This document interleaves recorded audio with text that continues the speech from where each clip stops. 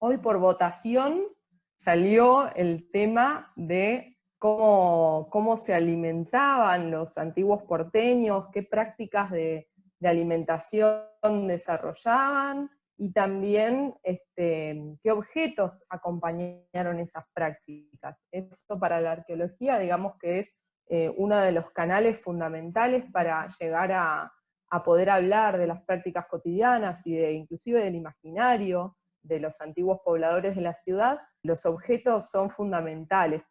Así que bueno, vamos a dar inicio a esta visita de hoy, que como les dije, trata sobre el tema de la alimentación, y la dimos en llamar Somos lo que comimos, o bien Somos lo que comíamos, ¿no? Porque un poco la idea que tenemos es que la comida no es solamente, la alimentación, quiero decir, la dieta, no es solamente una cuestión de necesidad fisiológica, sino que por supuesto es todo un acto cultural, ¿no? Que nos define, habla mucho de quiénes somos, de cómo nos vinculamos con los otros, todos los procesos sociales, culturales, económicos y hasta políticos que se dieron a partir del pasaje Belgrano como una puertita que nos permite abrirnos al pasado de la ciudad.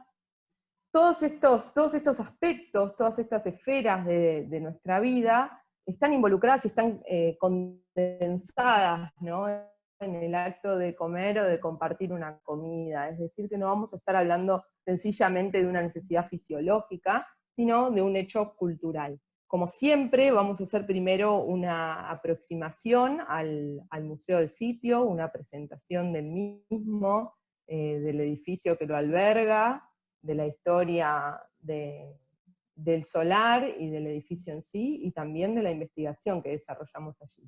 Bueno, para los que no lo conocen, el edificio del Art Hotel Casa Lepage se encuentra ubicado en la calle Bolívar, al 300, en pleno casco histórico de la ciudad de Buenos Aires, casi esquina con la avenida Belgrano, en un solar que estuvo dentro de la repartición de suertes de Juan de Garay, es decir, que es un solar que forma parte de la historia de la ciudad desde su misma fundación, desde la segunda vez que fue fundada, que este solar, muy cercano a la Plaza de Mayo, era muy apreciado, y bueno, en ese momento fue destinado, fue adjudicado al piloto mayor Antonio Bermúdez. Es decir, que tenemos siglos de historia en este terreno. Luego el solar durante mucho tiempo estuvo sin construcción alguna, ¿no?, por lo que nos dicen las fuentes escritas y también la arqueológica,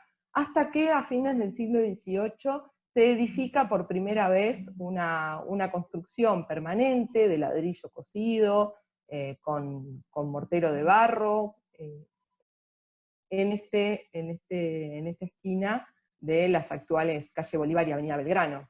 Se trataba de una casa de altos, es decir, una casa con planta baja y un piso superior, que era propiedad del matrimonio de Josefa Puebla y Francisco de Almandós, ¿no?, quienes hacían una vida típica de las familias acaudaladas, bien acomodadas de la Buenos Aires del siglo XVIII. Lo que vemos abajo a la derecha es un plano de 1753, donde se ve que todavía el lugar no contaba con construcción alguna. La casa de Josefa Puebla y Francisco de Almandós habría sido edificada hacia 1780-1790. Para el siglo XIX tenemos una serie de cambios, de pasajes de manos en la propiedad, y tenemos toda la construcción de lo que es el edificio que actualmente todavía vemos en pie, con las modificaciones que protagonizó posteriormente, ¿no? En un determinado momento, la propiedad es adquirida por la familia de la Peña, y posteriormente por la familia Álzaga. Álzaga es quien después desposa a Felicitas Guerrero. Felicitas, como muchos de ustedes saben, muere muy joven y muere sin dejar descendencia, porque bueno, su hijo había muerto muy pequeño, otro lo había perdido también antes de nacer. Es decir, cuando ella muere, ya viuda, no tiene a quien dejar descendencia más que a sus padres. Es así como Carlos Guerrero, uno de los comerciantes más acaudalados de Buenos Aires, que ya también tenía otras propiedades en la zona, termina haciéndose propietario de este solar con las estructuras que conservaba este solar edificadas, ¿no? Finalmente decide allí construir una nueva edificación, una galería comercial muy importante, muy ostentosa, por decirlo de alguna manera, pero como lo era toda la ciudad de Buenos Aires a fines del siglo XIX, ¿no? Un poco una ciudad que trataba de emular a las capitales europeas, y es así como se construye el pasaje Belgrano, un pasaje a cielo abierto, con locales comerciales, como decíamos, en la planta baja, y que conectaba la calle Bolívar con la avenida Belgrano. Allí se establece, por ejemplo, la Casa Lepage, que hoy le da nombre al hotel, que fue nada más y nada menos que la cuna del cine nacional. Y como nos gusta también destacar, otro de los hitos y puntos que hacen de este edificio un lugar muy, muy icónico en la ciudad de Buenos Aires, es que en la década del 30 del siglo XX es intervenido por el arquitecto Alejandro Virasoro, quien le cambia el lenguaje arquitectónico de un lenguaje neoclásico y ecléctico típico de fines del siglo XIX y la primera década del siglo XX, lo pasa a un lenguaje mucho más vanguardista que es el Art Deco. Y así es como este edificio adquiere las características que se observan actualmente. Y en el año 2004 es adquirido finalmente por sus propietarios actuales, quienes empiezan todo un minucioso proceso de restauración y puesta en valor, y es en este contexto en el que comienzan las investigaciones arqueológicas que terminan culminando en este proyecto que hoy nos encuentra aquí, ¿no? Estos hallazgos se dieron en principio en modo casual, como parte de la intervención en el subsuelo del edificio, si bien los propietarios sabían de la posibilidad de que esto fuera a suceder, y a diferencia de lo que sucede en muchos otros casos, tuvieron la gran idea y la responsabilidad suficiente como para comunicarse con el Centro de Arqueología Urbana de la Facultad de Arquitectura, dirigido por Daniel Javelson, y así fue como se comenzó con una serie de excavaciones y de investigaciones arqueológicas, históricas, documentales, quiero decir, ¿no? Toda la historia del edificio que les resumí en pocas palabras hace un par de diapositivas, tiene que ver con una investigación muy profunda de los documentos escritos, de la historia del solar y del edificio que realizó un arquitecto especializado en historia de la arquitectura, y que se hizo cargo de todo lo que era la investigación documental sobre el predio, como parte de esta construcción histórica del edificio que fomentaron los mismos propietarios, ¿no? Bueno, para nombrarlo, porque ya lo mencioné, el que hizo toda la investigación documental es el arquitecto Francisco Girelli del Centro de Arqueología Urbana de la UBA. Bueno, y ahora sí pasamos a nuestro tema de hoy. Somos lo que comimos. Aquí lo que pueden ver, les cuento porque es preciosa y porque tiene ya un detalle, ya nos cuenta una historia, ya esta jarrita nos comparte una o varias historias. Esta jarrita que fue recuperada en un pozo de basura del siglo XVII, excavado aquí en el pasaje Belgrano, es una jarrita de tecnología de tradición alfarera indígena, está hecha a mano, levantada a mano, es de terracota, está rodeada de un engobe rojo, como pueden notar sobre todo en el cuello, ¿no? Está concentrado en el cuello este engobe, y digo que ya nos cuenta una historia porque, bueno, nos está hablando de cómo las poblaciones indígenas continuaron con sus prácticas de producción de objetos vinculados sobre todo con la cocina, pero también con otras prácticas, continuaron con su tecnología, pero también adquirieron formas derivadas de las tradiciones europeas y particularmente del Mediterráneo y de la península ibérica. Esto, entre otras cosas, porque eran los indígenas los que producían los objetos que luego también utilizaban en las casas de los mismos colonos, ¿no? Y esta jarrita tiene además una cosa muy especial, muy particular, que en esta foto se aprecia muy bien, y es que en algún momento perdió parte de su cuello. Y al perder parte de su cuello, en lugar de descartarla, decidieron pulirla, regularizarle esta fractura para poder seguir reutilizándola, utilizándola, ¿no? No sé si lo notan por aquí, vienen en el cuello. Bueno, primera protagonista de Compartiendo Historias. ¿Cómo hace la arqueología para hablar de las prácticas de alimentación? Como decíamos, es uno de los temas de los que más hablamos los arqueólogos. ¿Por qué? Porque los arqueólogos nos basamos mucho, sobre todo los arqueólogos urbanos, nos basamos mucho en lo que hallamos en pozos de basura. Y a los pozos de basura domésticos es donde termina finalmente todo lo que es los residuos de las actividades cotidianas. Y una de las actividades cotidianas primordiales es el cocinar y el comer, ¿cierto? Y beber, por supuesto. Además, muchas de estas prácticas tenían que ver con objetos frágiles, y que veníamos hablando de cómo se prolongaba el uso de esa jarrita, pero en un determinado momento esta jarrita, al ser de terracota, se quebró, y se quebró lo suficiente como para no poder usarla más, ¿no es cierto? Es decir, que fue descartada, arrojada en uno de estos pozos que después nosotros fuimos a excavar. Y así sucede habitualmente con muchos de los objetos vinculados a las prácticas de alimentación del pasado. No pasa con, por ejemplo, los platos de peltre o con la platería, porque estos metales eran siempre apreciados ya en sí mismos como su materia prima era apreciada, y además no eran tan frágiles y se podían seguir utilizando durante mucho tiempo, y por su valor intrínseco eran transmitidos de generación en generación, y muy difícilmente uno vaya a encontrar un plato de plata en un pozo de basura, ¿no? A nadie se le cae por error tampoco. En cambio, lo que sí analizamos son en general vidrios, cerámicas y restos óseos. Restos óseos que tienen que ver con el descarte de la dieta humana.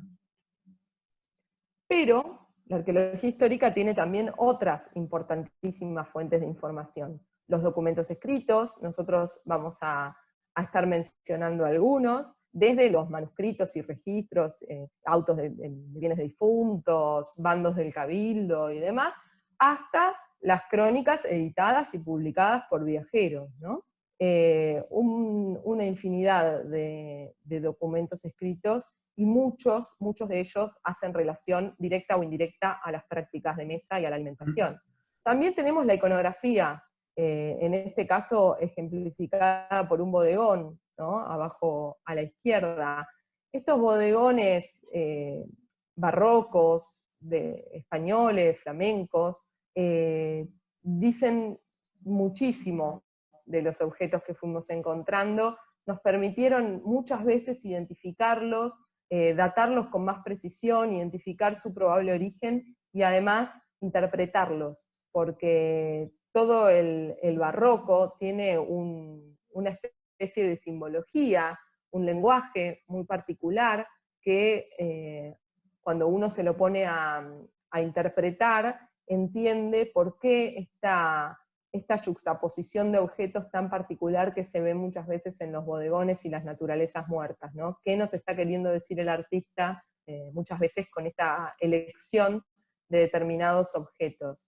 La comida está muy presente en esta corriente artística, habla mucho de la fragilidad, de la fugacidad de la vida, habla mucho de los lujos, de las apariencias, y al encontrarnos un objeto de los que encontramos en contextos arqueológicos, representado en un bodegón al lado de algún otro objeto, nos permite interpretarlo, ¿no? Y saber si estos platos, estas tazas, estas jarras, eran usadas por personas particularmente acaudaladas o por el común de la gente, y cuáles eran las características que se apreciaban de estos objetos, ¿no?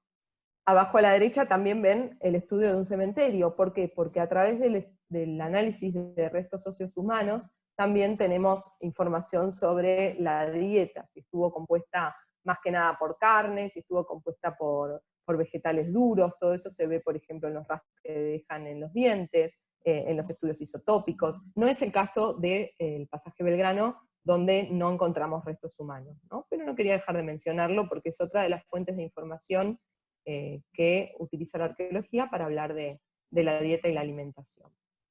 Pasando bien al caso de la ciudad de Buenos Aires, y vamos a hacer un paneo así como, voy a tratar de ser breve, pero en realidad, como les decía, hay tanta información sobre la alimentación que es difícil hacer el recorte. Hice un recorte más bien cronológico, después Lucas les va a hablar de algunos aspectos más particulares del siglo XIX, yo me voy a concentrar un poquito en lo que es colonial y en lo que se relaciona más que nada con lo que estuvimos encontrando en las excavaciones en el pasaje, ¿no?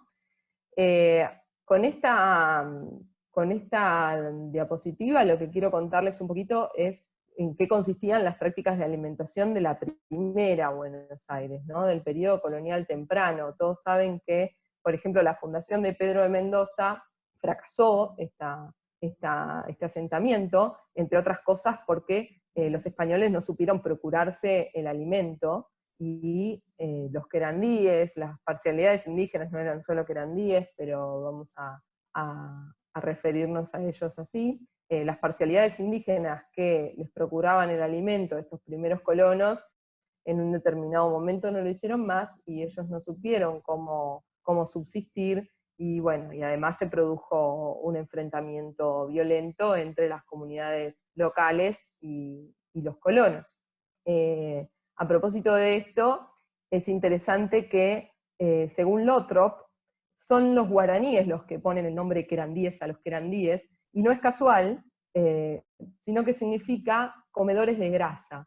Y tiene que ver con que los querandíes, al parecer, pescaban mucho sábalo, y a los sábalos se les sacaba la grasa, luego de lo cual secaban la carne, se molía y se podía conservar, ¿no? Todas estas prácticas que ahora nos parecen un poco desagradables, tenían mucho que ver con las distintas técnicas que se fueron desarrollando a través de siglos y milenios para conservar el alimento antes de que tuviéramos el freezer, ¿cierto?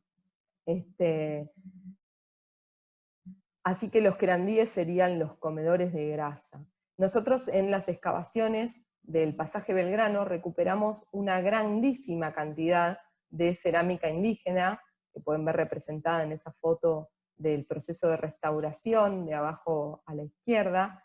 Esta cerámica indígena, por lo general, tiene que ver con tradiciones y variantes decorativas relacionadas con la esfera tupí-guaraní. Sin embargo, también se han identificado algunas características típicas de la cerámica de la región pampeana o querandí, como ser los surcos rítmicos, las incisiones de líneas interrumpidas, sobre todo en la zona de y también de líneas zigzagueantes, sobre todo en la zona de los bordes de las vasijas, que tienden a ser vasijas de forma globular, cocida a baja temperatura.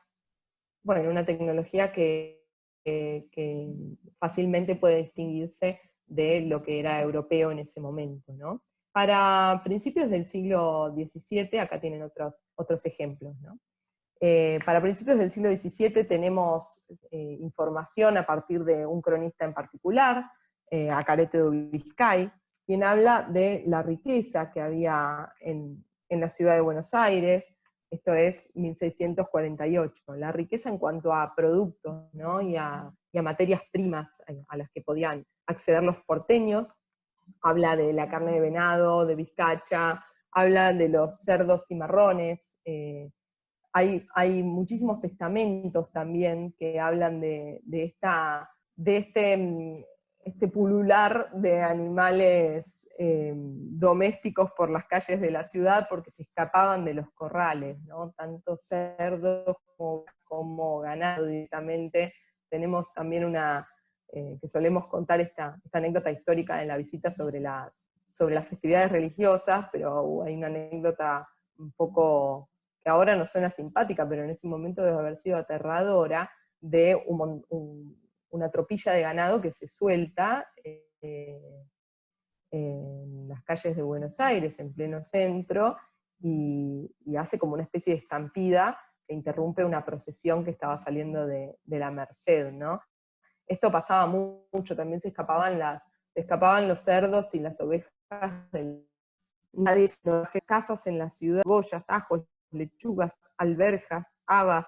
Dice que los melones son especialmente excelentes, que la tierra es muy fértil y muy buena, y que los alimentos están en abundancia, y muy charnero, de venado, de liebre, de gallina, patos, gansos, perdices, infinidad de especies menciona, y es un poco lo que se ve representado también en el registro arqueológico, una predominancia para principios de la época colonial, una predominancia de animales domésticos en el registro arqueofaunístico, de procedencia europea, ¿no? Sobre todo vaca, cerdo, oveja y pollo, y también algunas aves de corral, y por supuesto, y no quería olvidarme de mencionarlo, el pescado de río, que era uno de los productos más aprovechados en esta primera pequeña aldea de la Buenos Aires de principios del periodo colonial. La carne vacuna, como ustedes saben, era muy, muy barata.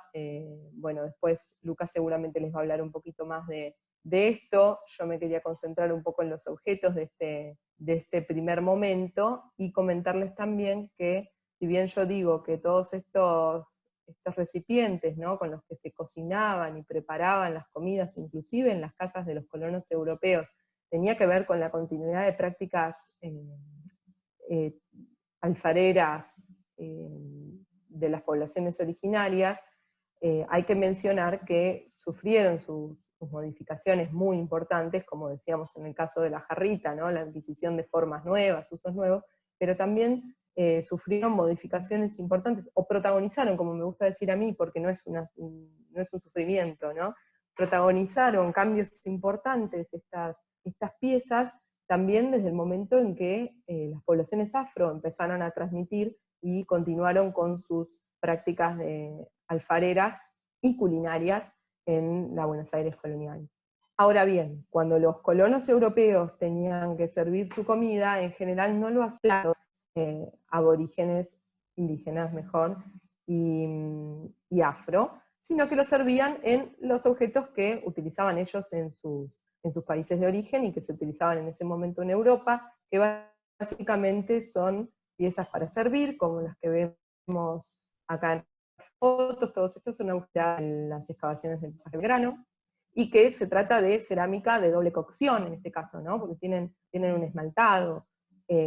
Piensen que no es lo mismo para un europeo que no está acostumbrado a eso, servir su comida en un plato de terracota sin esmalte, que es servirlo en estos esmaltes mucho menos porosos, ¿no?, y más impermeables, y además que les permitían exhibir estos diseños con este fondo blanco. Se trata de lo que comúnmente llamamos mayólicas, son cerámicas con un esmalte a base de estaño, muchas veces que contiene plomo, por supuesto.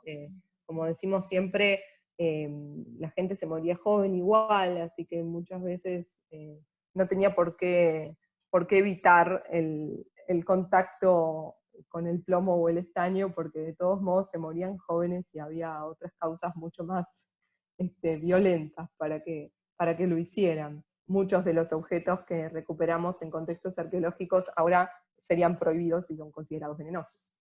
Estos diseños en azul sobre blanco, sobre la cerámica de principios del siglo XVII recuperada en el pasaje Belgrano, son de inspiración oriental y tienen que ver con la fascinación que provocó la cerámica, la porcelana china en las poblaciones europeas desde muy temprano, ¿no? Bueno, también hay que mencionar la cerámica hecha en la región, pero con técnicas y tradiciones europeas.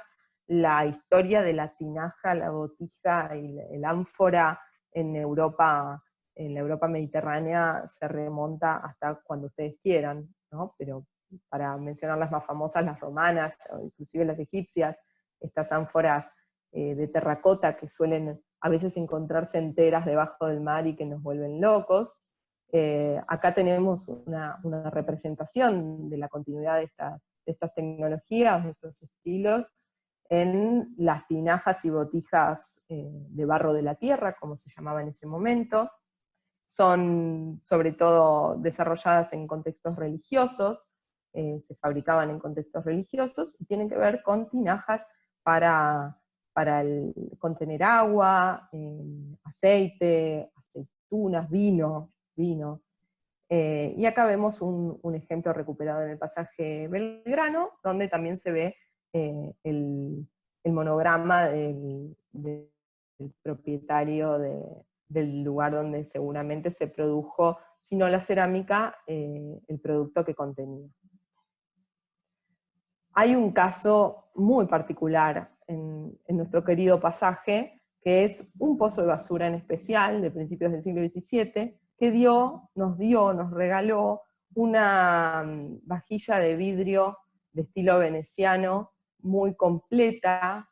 Las fotos que les muestro son solo de 2 objetos, y restaurados, ¿no? El proceso de restauración en sí mismo fue todo un desafío, lo dirigió la licenciada Patricia Frasi, a quien debo también el crédito de estas 2 fotos que les estoy mostrando.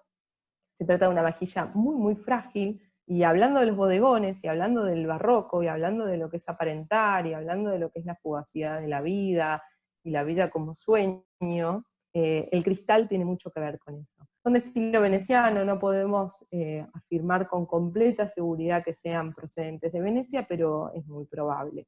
Y se trata de copas, vasos, decantadores, cántires y demás.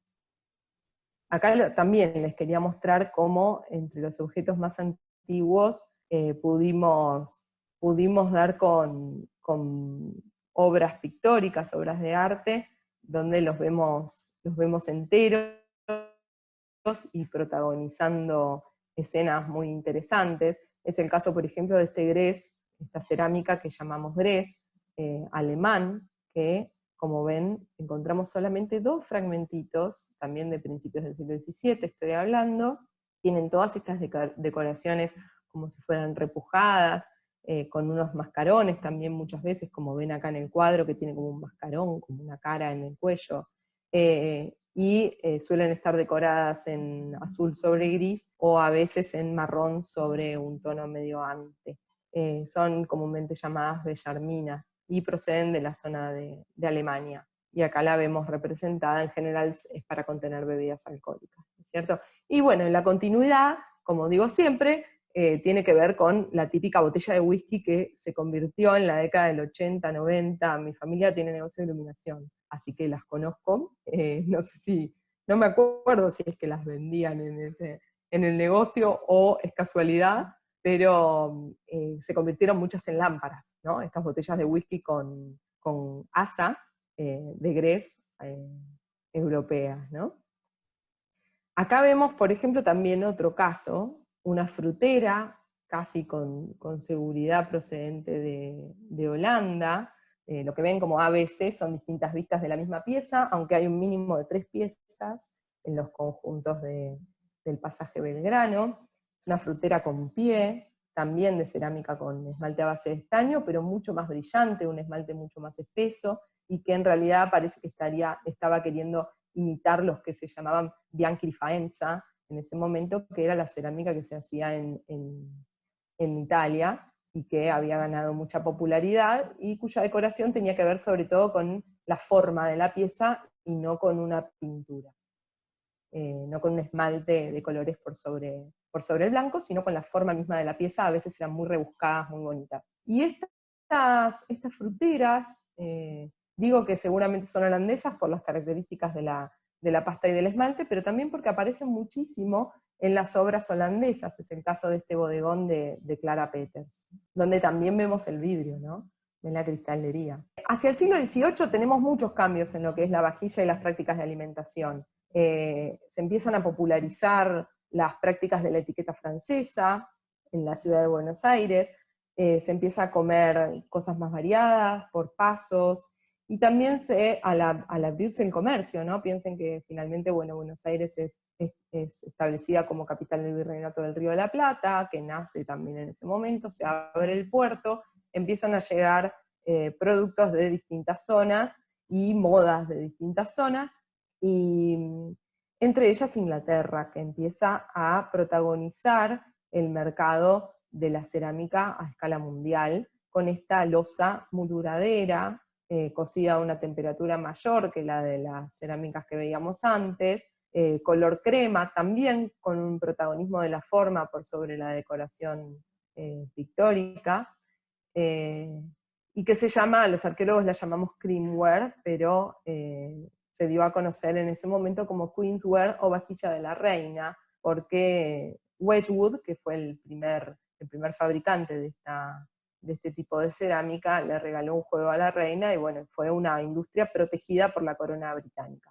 También vemos las primeras evidencias de porcelana en los contextos de la ciudad de Buenos Aires, los solemos ver para el siglo XVIII y no tan así para el siglo XVII. La porcelana la ven acá abajo a la izquierda, y tenemos tanto porcelanas chinas como japonesas, como sobre todo porcelanas chinas y japonesas tradicionales, o bien hechas directamente para el mercado europeo con la decoración que los chinos y japoneses sabían que gustaba entre los consumidores europeos.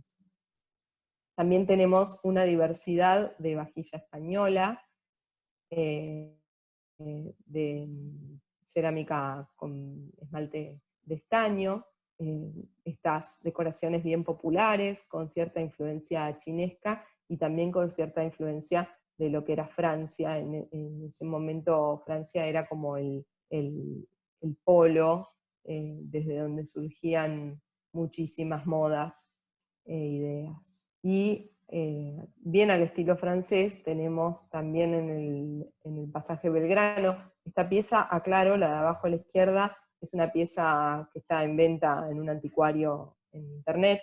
No les muestro o no seleccioné fotos de las piezas del pasaje, porque el esmalte de estas piezas en particular se oxida tanto que en las fotos no se aprecia bien la decoración, hay que mirarla en vivo y en directo para ver estos ramitos que caracterizan a esta cerámica fabricada en la Real Fábrica de Alcora, en Castellón, en España, y emulada por tantas otras fábricas, y que tiene que ver con estas modas francesas, y además con esta producción en serie y racionalizada que caracteriza a las reales fábricas, ¿no? con capitales de la corona, y que buscaban de alguna manera competir con estas losas inglesas, cosas que por supuesto no lograron. Esta serie de los ramitos, serie del ramito, también es conocida como serie del cacharrero, porque está representada en el cuadro de Goya, el cacharrero, digo bien, del que ustedes pueden ver un detalle aquí en la diapositiva. Hay un señor que vende cacharros, un cacharrero, y entre esos cacharros están estos platos muy similares a los de la serie del ramito. Por eso se conoce como la serie del ramito o del cacharrero. También para el siglo XVIII tenemos los vidrios que empiezan a popularizarse. Es que antes se compartía el objeto de vajilla entre distintos comensales. Hacia el siglo XVIII lo que tenemos es una multiplicación de los objetos de vajilla como parte también de un proceso de creación del individuo, ¿no? Que se estaba desarrollando en el siglo XVIII y que posteriormente se ve todavía más acentuado en el siglo XIX. Es decir, ahora cada quien que se sentara a la mesa podía tener su propio vaso, su propio tenedor, su propio cuchillo, su propia cuchara, su propio plato. Y distintos tipos, además, de platos según lo que se comiera, distintos tipos de cuchillos según lo que se comiera, cosas que antes no existían en las tradiciones criollas del siglo XVII de la pequeña aldea Buenos Aires, no existía. Lo que vemos acá no son del pasaje Belgrano, estas fotos son de Casa Ezcurra, pero son prácticamente calcos de los del pasaje Belgrano, solo que en cuarentena a veces resulta difícil acceder a la pieza para sacarle fotos, y las fotos que tengo no llegan a mostrarles lo que les quiero mostrar. Acá se ve claramente la decoración, son cristales vidrio de Bohemia, siempre vidrio soplado. Hay con forma estrellada, hay lisos, hay hay grabados, amolados, como lo llaman en esa época, y si uno se pone a leer, yo tenía seleccionados para leerles un montón de cosas, pero ya estoy hablando demasiado sin leer, imagínense si les leo, si uno se pone a leer los inventarios del siglo XVIII, ve cómo todas estas piezas están representadas en estos inventarios, y cómo se empiezan a ver que la gente tiene docenas de cucharitas, sobre todo la gente de dinero, ¿no? Y distintos tipos de losas que los funcionarios que hacían los inventarios trataban de alguna manera de diferenciar a través del lenguaje, y que muchas veces nos ponen en un desafío, ¿no? Porque ponen losa blanca, o losa al estilo de la China, y uno tiene que ponerse a pensar a qué corresponde arqueológicamente esta denominación. Bueno, le cedo la palabra a Lucas por un ratito, para Hola, que buenas les tardes. ¿Me escuchan bien? cuente. Buenas tardes a todos. Yo les hago una pregunta. ¿Cómo era la cocina y cómo se cocinaba en la Buenos Aires antigua? Hay registros arqueológicos más antiguos del siglo XVIII, en una excavación que se hizo en una casa que estaba en la calle, en Avenida San Juan al 300. Bajo el piso de esa casa se encontraron los restos de un fogón. O sea, que nos indican que son antigua la construcción de esa casa, y este indicador nos cuenta que se cocinaba directamente en el suelo, sobre el piso. Se encendía el fuego en el piso y generalmente se apoyaba en la pared, y se usaban trípodes para cocinar, donde colgaba la olla, que era donde se hacía la comida. ¿Cómo eran estas cocinas rudimentarias? Había unas cocinas que eran espaciosas, pero generalmente eran cocinas más pequeñas, eran de poco espacio, eran poco higiénicas, oscuras, y generalmente siempre estaban en el patio de las casas, estaban siempre en la parte de atrás. Con el paso del tiempo va a llegar lo que es la cocina moderna. El primer prototipo de cocina moderna la mandó a construir el virrey Liniers. Ahí está esta cocina, que es de mayor amplitud. La habitación es más grande, va a tener una mesada, una campana y también una chimenea para que esos humos, o todo lo que se generaba dentro de la habitación, pudieran salir. ¿Qué tipo de combustibles usaban para esa época para cocinar? Había escasez de árboles en Buenos Aires, alguna leña la traían desde la zona del Delta, pero la leña que más se utilizaba en Buenos Aires era la leña del duraznero. Además de brindar la fruta, el duraznero era la leña que se usaba para cocinar en Buenos Aires. Otro tipo de combustible también era el espinillo y el carbón de hulla, el carbón fósil importado de Inglaterra, pero el carbón de hulla era muy caro y no todo el mundo tenía acceso a comprar este tipo de combustible, así que tenían que utilizar lo que era la leña del durazno. La imagen que estamos observando es una pintura de Prilidiano Porredón, que es la cocina de Prilidiano Porredón, y podemos observar lo que es la cocina, esta cocina moderna, que ya había cambiado su fisonomía. En el centro tenemos a la sirvienta, que eran las que se encargaban de estar en la cocina, eran las que también iban al mercado. Podemos ver que en la mano tiene una perdiz, que era uno de los alimentos de esa época, era un alimento muy caro, la perdiz, se conseguía en el mercado, que estaba en la Plaza de Mayo, y en la mesa podemos ver algunas verduras que utilizaría seguramente para hacer la comida que estaba por preparar.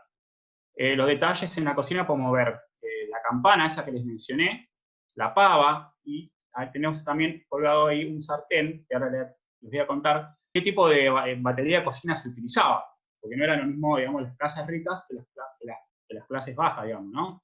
Pudientes, lo que se encontraba dentro de las cocinas eran sartenes, torteras, bateas para amasar, moldes, hachas, palas de hornear y chocolateras. En el resto de las casas se podían encontrar cucharones, las ollas de hierro y las de bronce, que eran para... Podemos observar esta imagen, es una acuarela anónima de una colección denominada Un viajero virreinal, acuarelas inéditas de la Sociedad Rioplatense.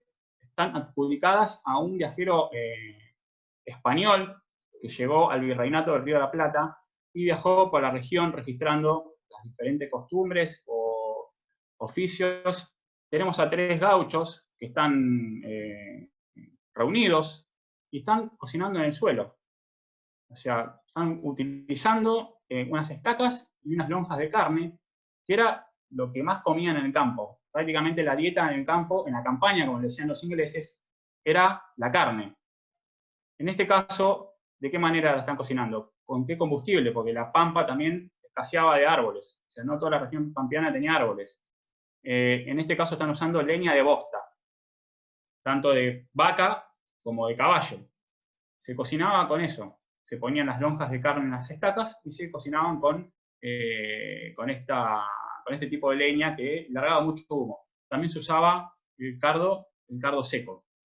Con respecto al menaje, los gauchos lo único que utilizaban era el cuchillo.